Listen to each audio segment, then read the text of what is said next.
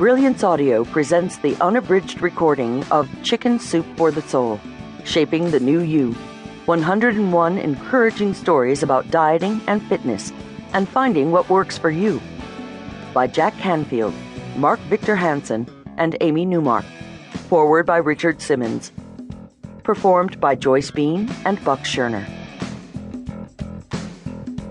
Forward. My whole life is about inspiration. So when the folks from Chicken Soup for the Soul showed me the manuscript for this book about shaping the new you, I wanted to get involved. We all need some help when it comes to taking care of ourselves. We want to do it. We know how good it will feel to be in shape, but we need that push to do the hard work necessary to get there.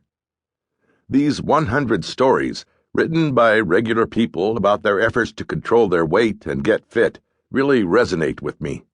There is no better inspiration than hearing someone else's story. You will undoubtedly make a connection while reading this book. You'll find a little motivational trick that you know will work for you, or read a phrase that gets you out of your chair and out of the kitchen. No one has a bigger appetite than me. Food was my entire life growing up. I could be blindfolded and still find a po' boy place. I was raised in New Orleans, within walking distance of the best food in the world. I love food. But I have learned to love myself, too. And that is how I dropped more than 100 pounds in my early 20s and kept it off for the 4 decades since.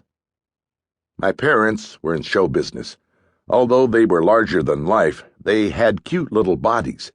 I don't know if they had to work hard to look as good as they did. My mother was a professional singer and performer for much of my childhood.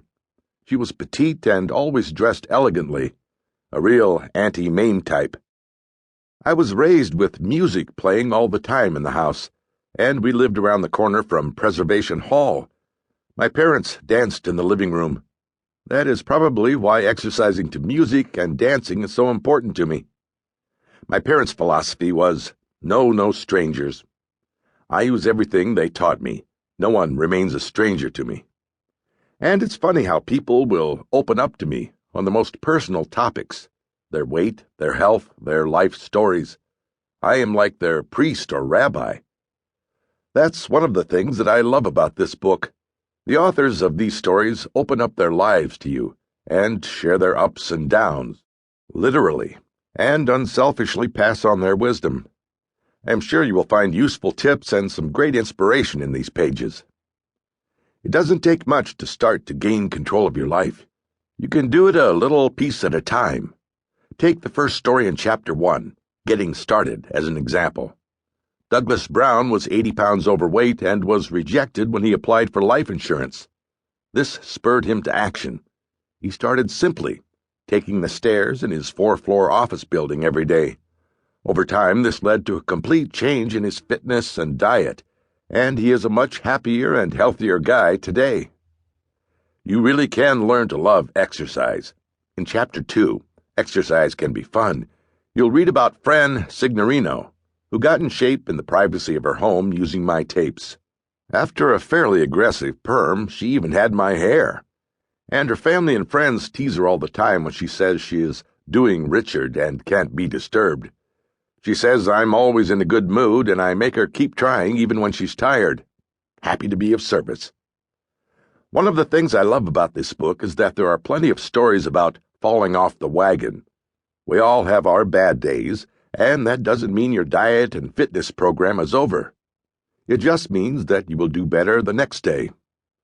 In Chapter 3, To Err is Human, you'll read lots of stories from people who have their weak moments, including Rebecca Hill's very funny story about working on a fitness video shoot in Hawaii with a super fit staff. She was so embarrassed about ordering hamburgers from room service that she left the empty tray outside someone else's door every night. Chapter 4 is about regaining control, and you'll feel much better about your own slips as you read how other people got back on track. Kimberly Hutmacher describes how she has lost 20 pounds over the last couple of years in her story called Resolution, Not Revolution.